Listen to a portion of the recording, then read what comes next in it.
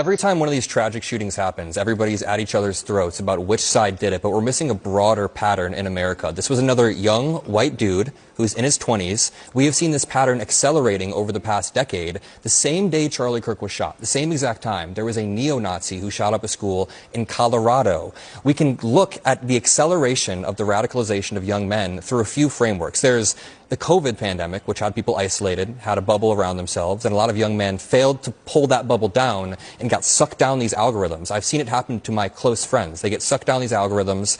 We have foreign actors trying to sow chaos in America, sow division. How much does Putin salivate when he sees us at each other's throats? Then we have domestic actors, people like Elon Musk, riling it up. So all of these factors, wait, hold up, Ben. All of these factors come together to create this pattern that we see of young men in my age range committing these shootings. And if you want to sit here and go back and forth, tit for tat, I can say Dylan Roof, Robert Bowers, John Earnest, none of these were black people, none of these were trans people, none of these were even Democrats. These were neo-Nazis who had things carved into their guns. You can sit here and muddy the waters, but you are just lying. I just don't want innocent people to die. Sue me for that. Then maybe tell Trump to tone down his rhetoric.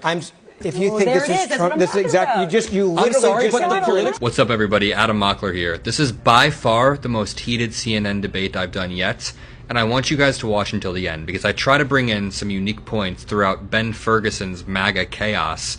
The guy that I'm about to debate is Ted Cruz's podcast co-host, so you see where the brain rot drips in from. But just once again, watch until the end. Make sure you drop a like and subscribe to the feed, and I'll see you guys later. If you watch him in his own words, he's very proud of the politicalization of what he did to attack Donald Trump. A great example was him grandstanding when he was sitting there on a forum talking about, yeah, I sent a couple FBI agents into the White House because I could, and the Trump administration didn't know what protocol was, so I took advantage of their ignorance or trust to go after General Flynn, to try to go after Donald Trump and get something on Donald Trump. I like how Ben tried to invoke Trump's mugshot as some sort of proof or some sort of way to handwave this, which you're conceding in that they are politicizing the government. You're not even denying, neither the conservatives on this panel are denying that Trump is politicizing the government. You just invoke Trump's mugshot. No, I said that. Is there a single, can you show me a tweet from Biden asking his DOJ or asking his Attorney General?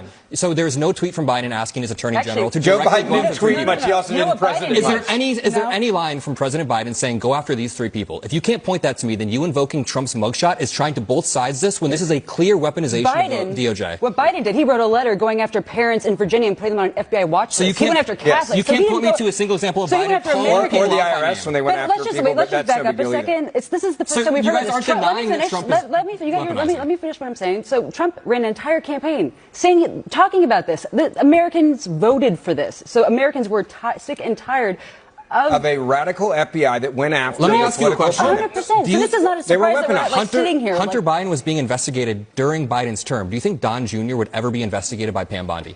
Absolutely not. Absolutely not. Wait, hold on.